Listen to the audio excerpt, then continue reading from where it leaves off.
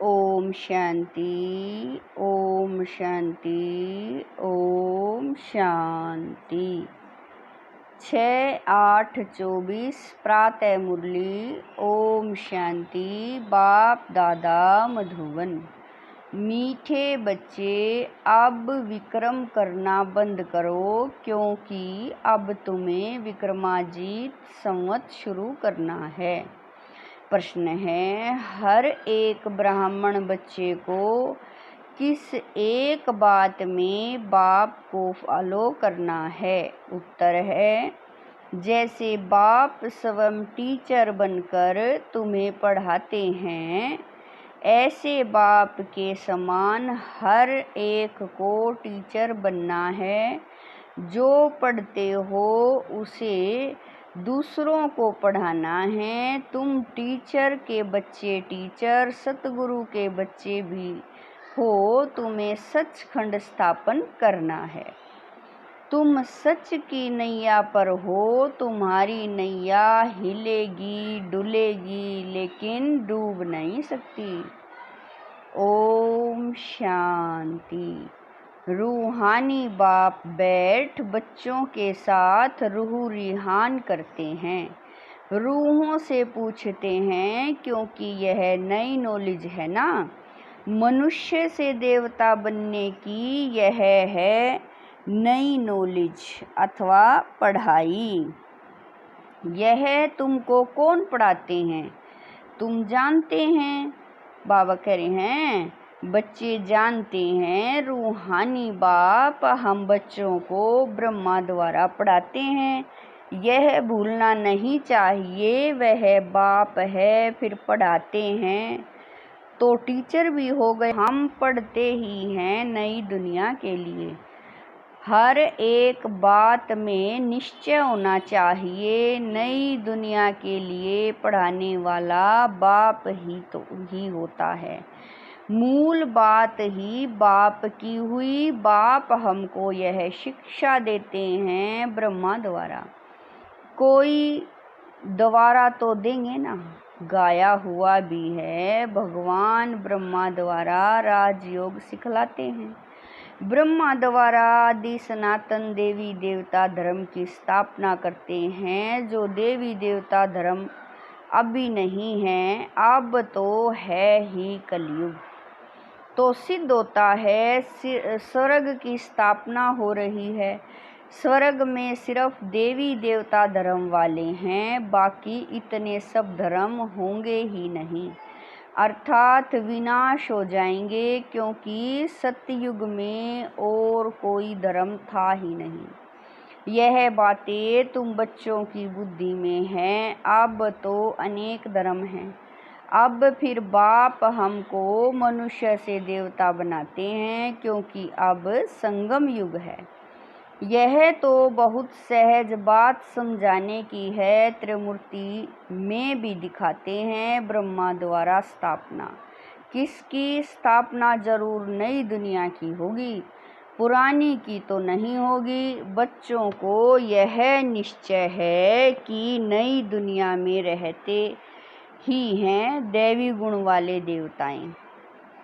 तो अब हमको भी ग्रस्त व्यवहार में रहते दैवी गुण धारण करने हैं। पहले काम पर जीत पाकर निर्विकारी बनना है। कल इन देवी देवताओं के आगे जाकर कहते भी थे कि आप संपूर्ण निर्विकारी हो, हम विकारी हैं। अपने को विकारी फील करते थे, क्योंकि विकार में जाते थे।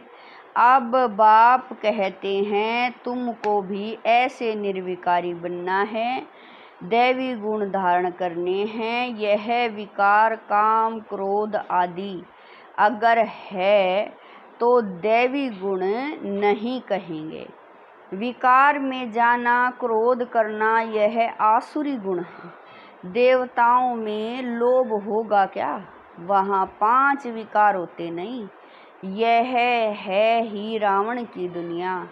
रावण का जन्म होता है त्रेता और द्वापर के संगम पर, जब यह पुरानी दुनिया और नई दुनिया का संगम है ना, ऐसे वह भी संगम हो जाता है। अभी रावण राज्य में बहुत दुख है, बीमारी है, इसको कहा ही जाता है रावण राज्य।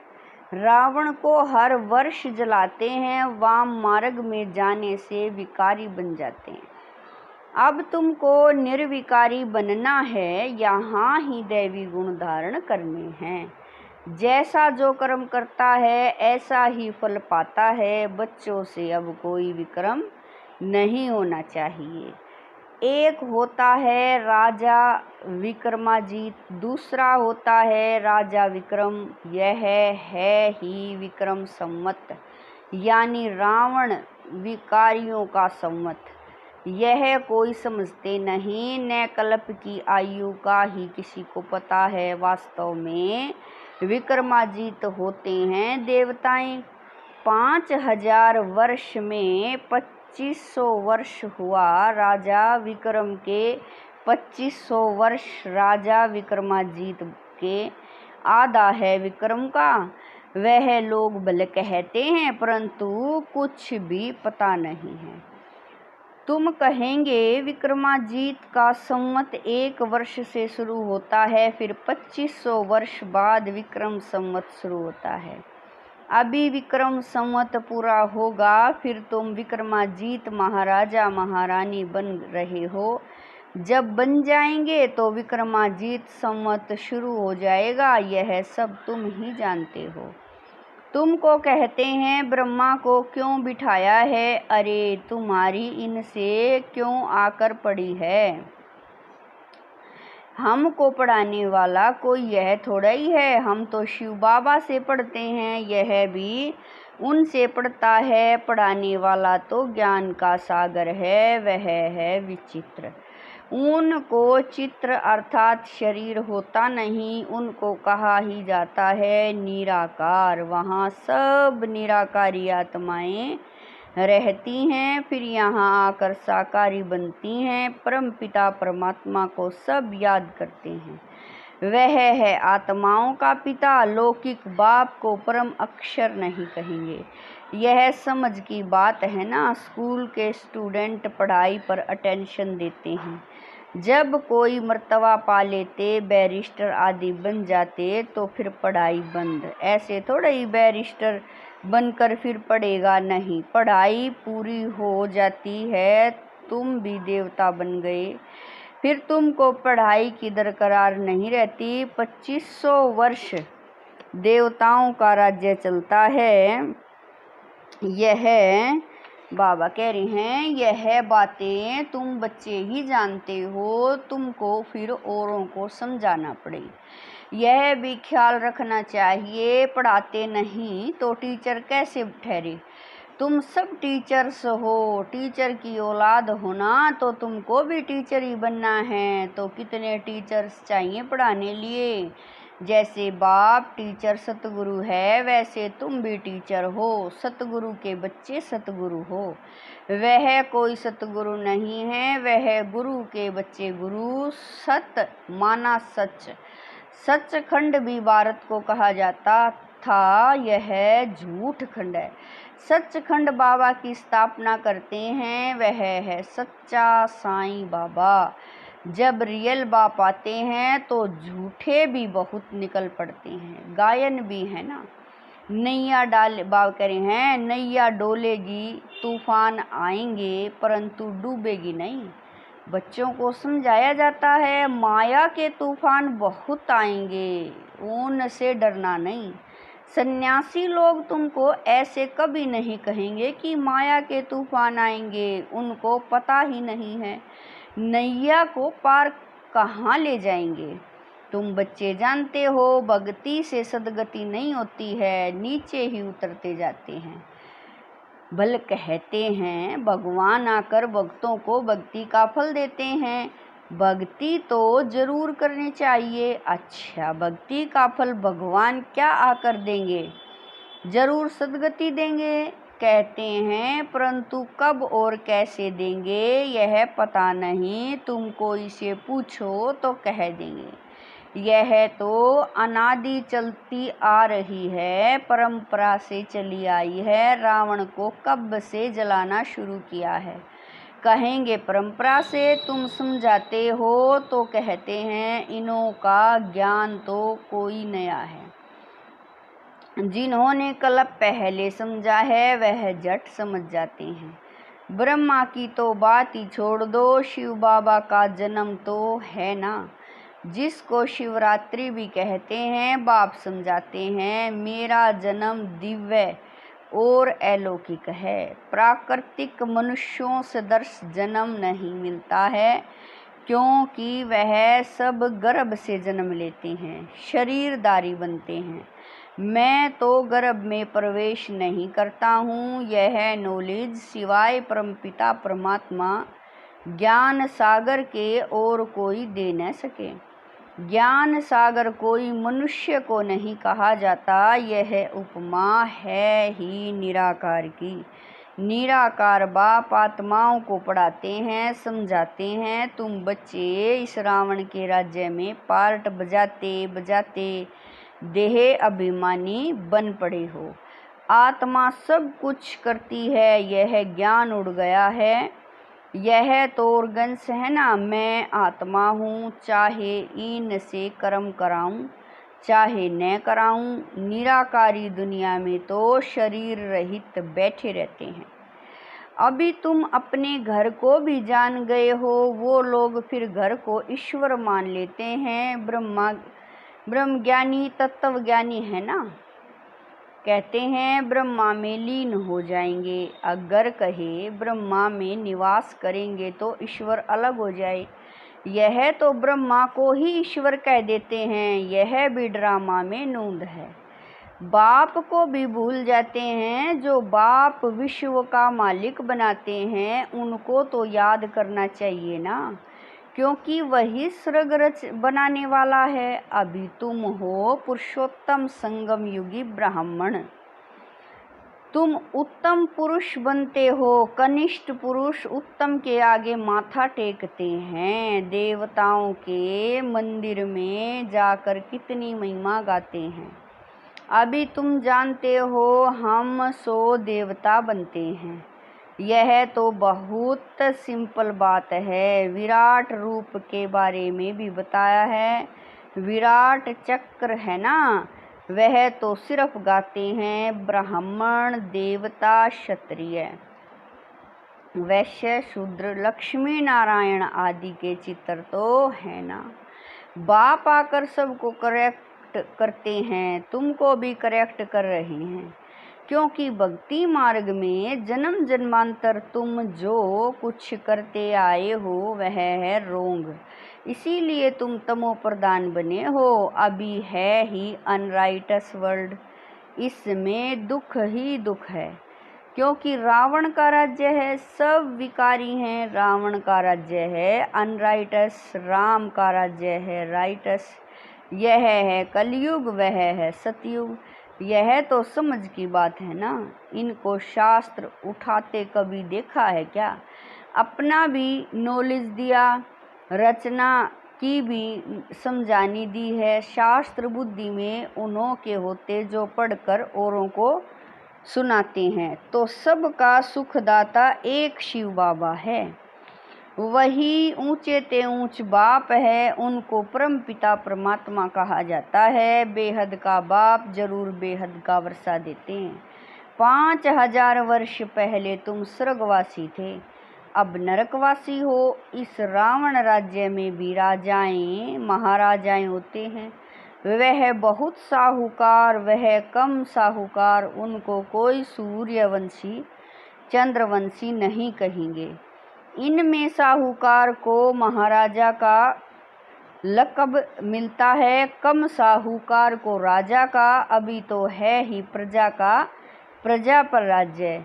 धनी धोनी कोई है नहीं, राजा का प्रजा अन्नदाता राजा को प्रजा अन्नदाता समझती थी। अभी तो वह भी गए, बाकी प्रजा का देखो क्या हाल है।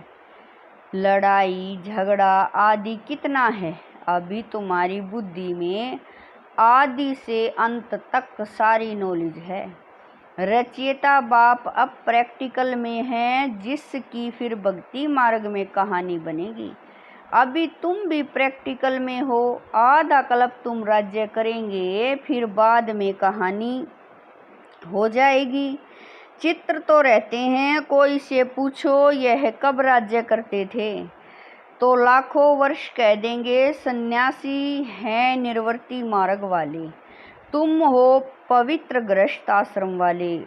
फिर अपवित्र गृहस्थ आश्रम में जाना है। स्वर्ग के सुखों को कोई जानता नहीं, निर्वर्ती मार्ग वाले तो कभी प्रवृत्ति मार्ग सिखला न सके।